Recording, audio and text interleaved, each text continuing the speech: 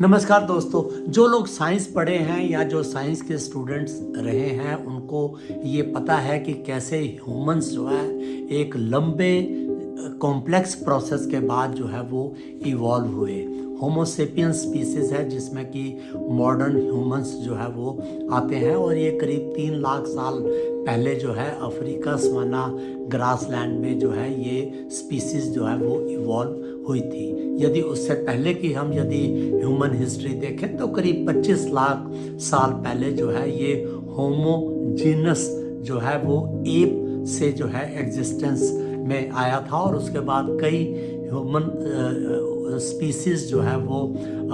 Existence में आई और फिर बाद में जो है वो एक्सटिंक्ट जो है होती रही और अंततः जो है होमो सेपियंस से जो है वो मॉडर्न ह्यूमंस का जो है इवोल्यूशन हुआ।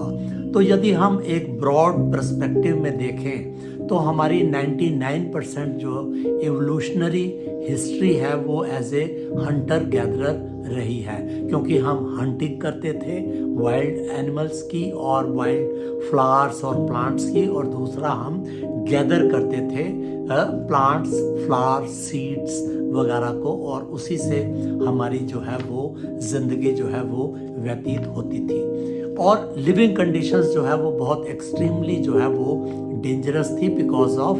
वाइल्ड एनिमल्स की वजह से। और डेंजरस कंडीशंस में क्योंकि हम रहते थे, प्रेडेटर्स, हार्श वेदर कंडीशंस की वजह से, इसलिए जो है फियर जो है हमारे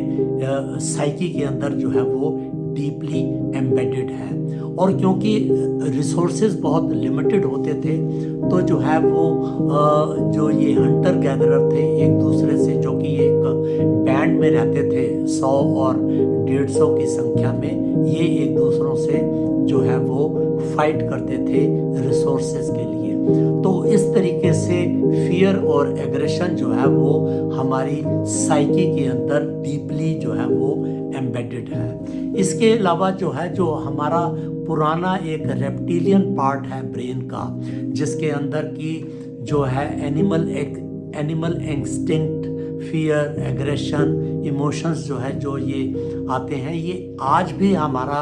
उतना ही एक्टिव है। वो इसलिए क्योंकि लगभग 1 लाख जनरेशन जो है हम एज हंटर गैदरर रहे, जबकि एज ए मॉडर्न ह्यूमंस देखें तो हमारी हिस्ट्री केवल 2000 साल की है। और 2000 साल का मतलब ये होता है कि 50-60 जनरेशन जो है एज मॉडर्न ह्यूमंस जो है वो हम रहे हैं। और क्योंकि हम स्ट्रेसफुल कंडीशन में रहे इसलिए हम जो है फाइट और फ्लाइट मोड में रहते थे, और स्ट्रेसफुल जो है वो कंडीशंस रहती थी, डेंजरस कंडीशंस, और उस समय हम हमेशा जो है anticipate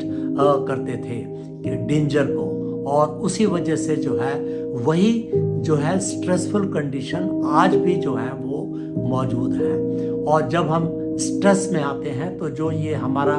primitive part of brain है, रेप्टिलियन पार्ट, या जो हमारा इमोशनल पार्ट है, लिम्बिक सिस्टम जिसको कहते हैं, वो ओवर एक्टिव होता है, ओवर एक्टिव हो जाता है। और ये पार्ट जो है जो हमारा प्री फ्रंटल लोब है, जो कि काफ़ी बाद में एग्जिस्टेंस में आया, उसको जो है ये ओवर पावर कर देता है। इसलिए हम उस समय जो है वो रैशनली सोचने की क्षमता खो देते हैं और हमारा रेप्टिलियन पार्ट ही जो है वो स्ट्रेस जो है वो क्रिएट करता है। तो आज के मॉडर्न युग के अंदर हालांकि जो है कंडीशंस बिल्कुल अलग हो गई हैं, परंतु क्योंकि हमारा रेप्टिलियन और लिम्बिक पार्ट आज भी एक्टिव है, इसलिए जो है वो अब हम इमेजिनरी कंडीशंस में भी जो है हम स्ट्रेसफुल कंडीशन में आ जाते हैं। और जो ये हार्मोन है, स्ट्रेस हार्मोन जिसको कॉर्टिजोन कहते हैं, इसका जो है वो सिक्रेशन होता है और हमारे लिए जो है वो समस्याएं जो है वो पैदा होती रहती हैं। तो देखा जाए तो यदि हम कंक्लूड इस तरीके से करें कि